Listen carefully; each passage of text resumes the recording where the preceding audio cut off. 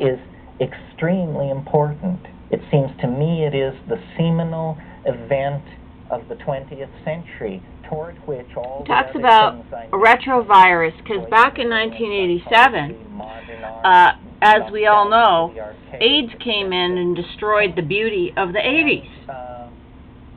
And just like the World War II destroyed the beauty of the 30s, when everything was just getting so friggin' good. Did you see the ice capades or ice follies of the 30s?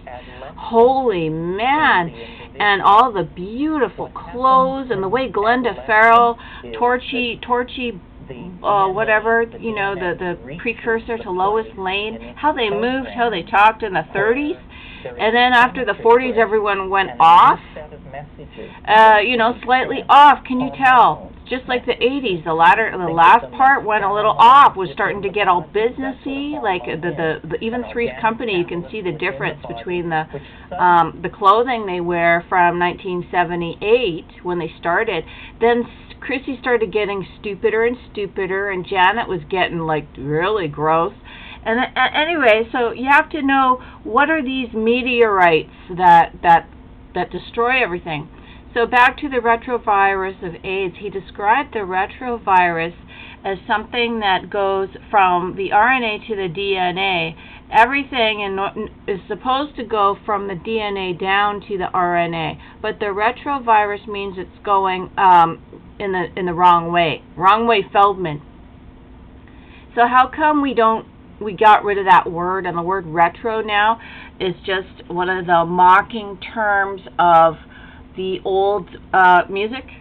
Or I wouldn't even say it's old music. It's music from the time of talent. It's not even, there's talent and there's no talent. I wouldn't even call it retro or classic, because classic, I don't even like that word, because that is really something that a lot of bad people just love. They love the classes. For instance, take the people that consider people servants just by nature of where they come from. No, a person is a servant because maybe they enjoy it. Look at the Lady in Pygmalion from 1938 with Leslie Howard. I love that movie. That's you can get a lot out of that one, where the servant is actually so appreciated, so valued, that she can talk and scold her boss, and he needs it and he appreciates it. Scolding, we need to scold our bosses now, ma'am. But because we are still in a class society, believe it or not, because everything is still very almost like a regressed serial killer who's got to raid the underwear drawers and murder women that look like his mother instead of his mother. This is where we're living at as a culture.